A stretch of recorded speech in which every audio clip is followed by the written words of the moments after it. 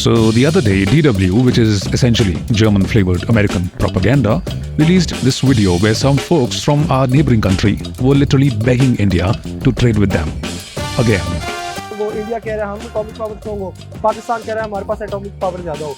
इसलिए सबसे पहले बेनिफिट तो दोनों कंट्रीज को ये होगा कि वो अपनी इकोनॉमी जो है वो अपने पीपल्स के ऊपर लगाएंगी, लोगों को बेनिफिशियल के ऊपर लगाएंगी। But hold on a minute, because something's not quite adding up here.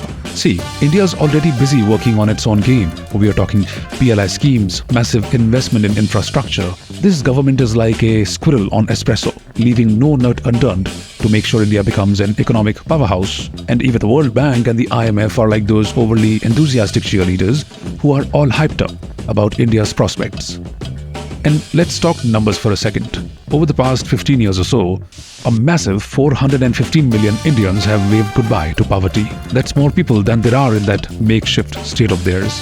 India's economy is on a rocket ship to success, while our friends across the border might want to check if their spaceship even has any fuel left. अगर हम दोनों countries अपने borders open करें, open free trade agreement sign करें, MOU sign करें, तो इस तरह से दोनों ही कंट्रीज बेनिफिट करेंगे।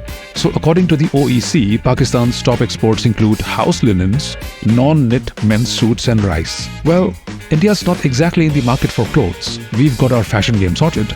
And rice, oh boy, we are basically the kings of rice exports. So, no offense, but we are good. You have nothing that we want. I believe geoeconomics should be the new game player. If you improve your geoeconomics, then eventually your relationship with India would also improve. Now let's talk about this fancy term they just learnt over there, geo-economic.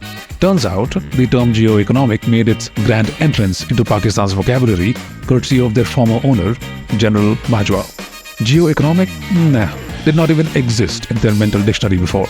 But hey, now it's all the rage, like a viral TikTok challenge. हमें rivalry इतनी ज़्यादा दोनों governments ने बांधी हुई है। दोनों ही governments ने अपने इलेक्शन इसी बेसिस पे जीतने की कोशिश करते हैं कि हमने इंडिया की गवर्नमेंट हमने पाकिस्तान में ये अटैक किए, पाकिस्तान हमने इंडिया पे ये किया। Now, I know that's what all Pakistanis think. But really, is war a hot topic in Indian elections? Well, as history tells us, not really, not at all. In India, winning wars doesn't necessarily mean winning elections. Remember the time Indira Gandhi and gang smashed Pakistan in 71 war and still lost the next election? Or when Vajpayee won Kargil but lost the 2004 election? On the other hand, Nehru's loss in the 62 Indochina war had no impact on Congress winning the next elections, just like Manmohan Singh's mishandling of 2611 did not have any negative effect, and he won 206 seats in the next election. And speaking of elections, PM Modi, the man, the myth, the wizard, he's basically a rock star with an army of fans. He doesn't need a showdown with Pakistan to score some votes.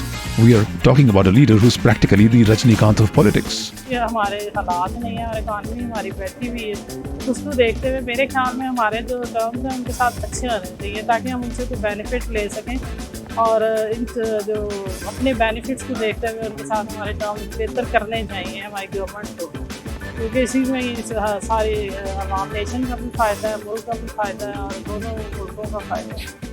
Now she is the only honest person of them all, because she admits that Pakistan must build relations with India since it's not in a strong position at the moment and it must take all the benefit from India that it can.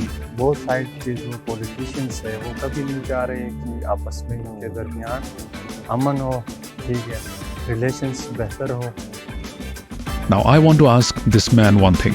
Did Modi and Vajpayee not pay a visit to Pakistan in the past? Yeah, they did. And remember that most preferred nation status that Indian politicians gave to Pakistan in 1996? Yep, that very move that Pakistan did not even reciprocate. Indian politicians have wanted nothing but peace with Pakistan. But Pakistani puppet politicians under the influence of the army have refuted every handshake. But those days of appeasement are thankfully over. India के पंजाब वाले जब वो पाकिस्तान के पंजाब में आते हैं तो उनका ये मानना होता है कि हमें ऐसा ही लगता है जैसे हम अपने पंजाब में आए हैं, और ऐसे ही पाकिस्तानी लोग जब हम लोगों को मौका मिलता है कि हम लोग पाकिस्तान से इंडिया जाते हैं। Now some people on this side of the border also think that, hey, we are not that different from our neighbors. Well, sorry to break it to you, but India's got more flavors than a Baskin Robbins. We got Punjabis, Tamils, Bengalis, Biharis, Assamese, Telugu and then some more. We're a melting pot of cultures. And when compared to Pakistan, it's like comparing apples and tomatoes, like really rotten tomatoes. And let's be real, what is the one thing that Pakistan seems to have an endless supply of? Yep, you guessed it, terrorists. For India, it's like dealing with that one mosquito that just won't leave you alone. Annoying? Yes. Threatening? Nah. So let's set the record straight. Pakistan might be searching for its identity in relation to India, but we are busy writing our own success story. Pakistan derives its reason for existence from India, not the other way around. It's more like they are hanging around trying to find some sort of a purpose. And hey, speaking of DW, since Germany is sliding into a recession, are they going to make a video about German youth wondering why they're not buddy-buddy with Russia? I mean, come on, that is the real head scratcher.